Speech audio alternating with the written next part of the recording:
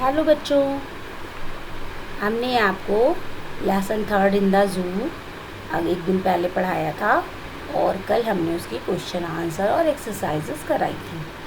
अब आज हम आपको इस लेसन में एक एक्टिविटी दी है, वो आपको बताएंगे और आपको कैसे करना ये बताएंगे और आप अपनी कॉपी में इसको करेंगे। तो एक्टिविटी आपकी बुक में दी हुई है। कौन सी एक्टिविटी है? Collect and paste the pictures of some domestic and wild animals in your notebook and write their names under them. Collect कीजिए यानी इकट्ठा कीजिए और पेस्ट उसको चिपकाइए पिक्चर्स को। किसकी पिक्चर्स को? कुछ डोमेस्टिक और कुछ वाइल्ड, कुछ घरेलू जानवर और कुछ वाइल्ड एनिमल्स, जंगली जानवर। उनके चित्र को आप इकट्ठा करिए और अपनी नोटबुक में चिपकाइए और उसके नीचे उनके नाम लिखिए। अब इसके बाद एक पोएम है लेज़र टाइम, जिसको आप फन टाइम भी कह सकते हैं।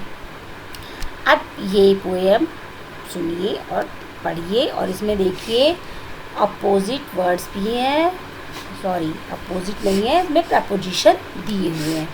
अब आप इस पोएम को पढ़िए और मज़ा लीजिए, खाली टाइम अपना पास करिए। लेज़र टाइम है ये। Four little mice became very hungry one night. Into the kitchen they hurried, and in a corner a chunk of cheese they spied. Two went under the cheese and nibbled from below until they met halfway through. One sat on the cheese and ate much more from above. The fourth watched them beside, for the could find no place inside. चार छोटे चूहे hungry भूखे थे, एक रात बहुत भूखे हुए, उनको भूख लगी।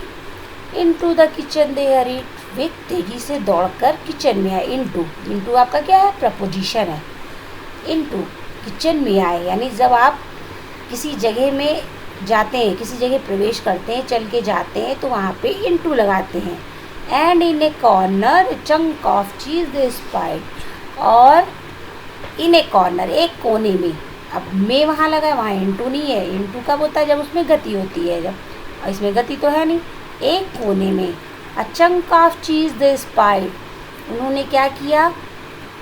एक चीज़ के पीस को, चंक ऑफ चीज दे स्पाइड, उसको उन्होंने चुराया। वैसे स्पाई मीन्स जासूसी करना होता है। Two went under the cheese and nibbled from below. दो जो थे वो चीज़ के अंदर घुस गए and nibbled from below, और नीचे से उसको कुतरना शुरू किया, उसको कुतर दिया। Until they met halfway through, और जब वे आधे रास्ते पर मिले, one sat on the cheese and ate much more from above. एक चीज़ के ऊपर, ऑन द चीज़ पर बैठा था और उसने ऊपर से बहुत ज़्यादा खा लिया था। The fourth watch them beside, जो चारों थे उन चारों ने फोर्थ वॉच देम बिसाइड, उन लोगों ने उसके अतिरिक्त एक को देखा।